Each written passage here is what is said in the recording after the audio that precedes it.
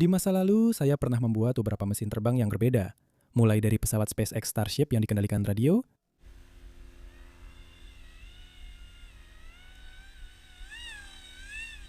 hingga drone yang dikendalikan oleh roda reaksi,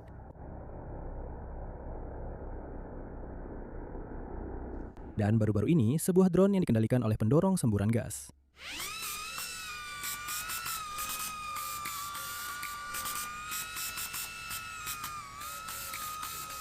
Tapi ada satu saran yang selalu saya terima, yaitu jika baterai diletakkan di bawah drone untuk menurunkan pusat massa, drone akan lebih stabil seperti bandul.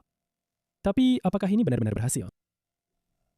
Untuk memuji apakah memiliki pusat massa yang rendah pada drone meningkatkan stabilitasnya dengan efek seperti bandul, kita perlu menghilangkan semua bentuk stabilitas lainnya. Jadi di sini saya punya drone yang dipasang pada sebuah tongkat atau tongkat yang dipasang pada drone, dan saya punya dua baterai yang dipasang cukup jauh di bawah tongkat sehingga pusat massanya sangat rendah. Sekarang, pada drone itu sendiri tidak ada bentuk stabilitas seperti giroskop dan akselerometer. Drone ini hanya menghasilkan daya dorong saja. Jadi ini seharusnya menghilangkan semua hal kecuali ini. Efek bandul. Sekarang saya bisa mengontrol throttle dan motor-motornya, tapi saya tidak punya kendali arah, jadi mari kita pasang di dudukan ini. Dan lihat apakah ini benar-benar berfungsi. Sekarang saya memasangnya dengan sedikit miring, yang mungkin merupakan skenario terbaik untuk melihat apakah ini benar-benar bisa bergerak ke posisi rata. Jadi, mari kita mundur. Dan coba kita uji. Oke, uji pendulum drone nomor 1.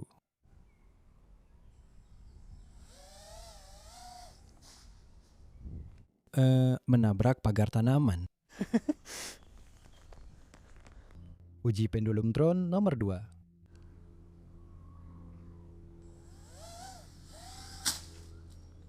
Aduh. Itu benturan yang keras. Oke, drone-nya sepertinya masih bertahan dengan cukup baik. Saya akan menjalankan tes ini beberapa kali lagi sampai kita bisa membuat kesimpulan yang pasti. Atau sampai drone-nya rusak, jelas saja. Tapi, sejauh ini sepertinya tidak terlalu terlihat efek bandulnya.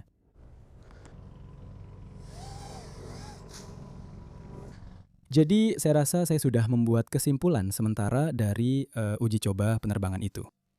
Yang akan saya lakukan adalah saya akan melihat rekaman kecepatan tinggi, lalu kita bisa menganalisis apa yang terjadi. Jadi ini adalah video kecepatan tinggi dari drone saat terbang, dan tampaknya drone tersebut mempertahankan sudut yang konstan. Sebenarnya kita bisa memplot gambar drone di beberapa titik sepanjang penerbangan dan melihat bahwa semuanya tampak sejajar. Sekarang ini adalah bagian yang sangat kecil dari penerbangan, jadi mungkin drone tersebut belum sempat berayun ke posisi vertikal. Dan jika saya terus merekam, mungkin pada akhirnya drone itu akan berayun hingga mendatar. Jadi, berikut adalah cuplikan lain dari drone yang dipegang seolah-olah seperti bandul untuk memberi Anda gambaran tentang skala waktunya. Jelas bahwa drone seharusnya meluruskan dirinya sendiri sebelum keluar dari gambar jika efek bandul itu memang ada. Tapi kenapa bisa begitu? Mari kita lihat bagaimana sebuah bandul bekerja. Sebuah bandul bekerja dengan cara memiliki massa yang digantung di bawah poros. Dan ketika massa itu digerakkan ke samping, ia akan berayun kembali ke tengah. Sekarang porosnya selalu berada di posisi tetap dan ketika massa digerakkan ke samping, tarikan dari gravitasi menjadi tidak sejajar dengan poros.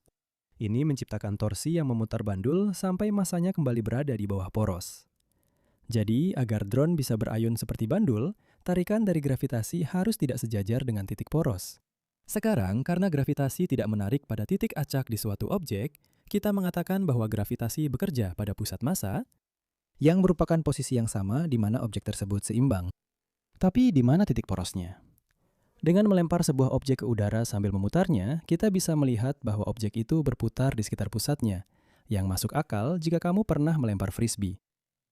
Jika kita menambahkan massa ke salah satu sisi objek, itu akan menggeser pusat massa ke sisi tersebut. Tapi apa yang terjadi ketika benda itu dilempar ke udara? Sepertinya benda itu berputar di sekitar pusat massa yang baru. Dan disinilah asal mula kesalahpahaman terbesar tentang stabilitas drone. Tampaknya logis untuk mengasumsikan bahwa drone berputar di sekitar titik dorongnya dan massanya jatuh seperti bandul. Tetapi sebenarnya titik poros dan pusat massa berada di posisi yang sama sehingga tidak ada torsi yang dihasilkan dan tidak ada rotasi. Jika Anda mencoba menerbangkan drone dengan pusat massa yang sangat rendah, yang terjadi hanyalah inersia rotasi drone meningkat. Artinya flight controller harus bekerja lebih keras untuk mengendalikannya dan ya, kemungkinan besar drone itu akan jatuh. Jadi, mengapa baling-baling tidak bertindak sama seperti titik poros pada sebuah bandul? Lebih mudah membayangkannya dengan menampilkan gaya dorong sebagai gaya tetap yang bekerja pada drone. Ketika drone miring, garis gaya dorongnya juga ikut miring. Oleh karena itu, tidak ada torsi koreksi dan dorongan tersebut hanya membuatnya meluncur ke samping. Jika kita membandingkannya dengan pendulum yang miring dan menampilkan poros sebagai gaya yang bekerja langsung ke atas, jelas bahwa hal ini tidak dapat dicapai oleh baling-baling dalam posisi pemasangan mereka saat ini. Juga, jika kita menampilkan gaya gravitasi yang bekerja pada drone dan pendulum, jelas bahwa gaya-gaya yang bekerja pada drone seimbang terhadap porosnya sehingga tidak ada rotasi. Sedangkan pada pendulum, terdapat ketidakseimbangan dan ingin berotasi. Saat merancang drone atau jenis mesin terbang apapun, saya suka menganggapnya seolah-olah berada di gravitasi nol. Ini memaksa Anda untuk mengabaikan segala jenis efek pendulum dan benar-benar fokus pada gaya-gaya yang dihasilkan di sekitar titik poros atau pusat massa. Jadi untuk bagian selanjutnya dari video ini, saya akan membahas semua proyek mesin terbang saya sebelumnya dan semoga bisa menjelaskan teori kontrol di baliknya. Mari kita mulai dengan roket kipas saluran listrik yang dirancang untuk mensimulasikan kontrol SpaceX Falcon 9.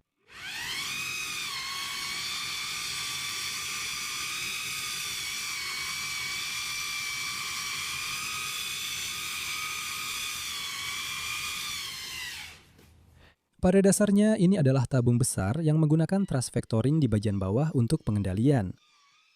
Tapi di mana letak pusat massa yang ideal? Jika kita memberi label pada dorongan sebagai gaya yang bekerja di bagian bawah tabung dan memutar vektor dorongan ke satu sisi, kita bisa melihat bahwa memindahkan massa ke bagian atas menciptakan offset dorongan yang besar dari pusat massa sehingga memberikan torsi kontrol yang lebih besar. Jika pusat massa berada di bagian bawah, pengaturan vektor dorongan tidak akan berguna karena tidak ada offset dari pusat massa. Jadi, menempatkan mekanisme pengaturan vektor dorongan jauh dari pusat massa memungkinkan tabung ini untuk tetap melayang secara terkendali.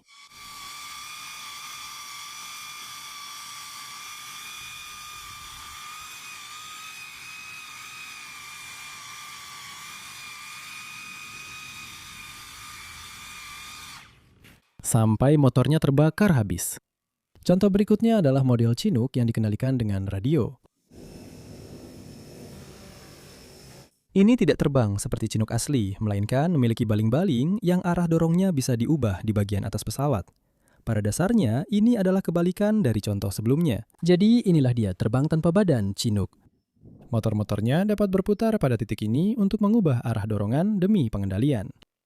Jadi, di mana letak pusat massa yang ideal? Kamu benar jika menyarankan untuk menurunkan pusat massa karena itu akan menghasilkan offset dorongan maksimum. Jangan sampai bingung dengan kekeliruan pendulum. Dan contoh terakhir adalah drone dengan pendorong gas yang baru saja saya buat.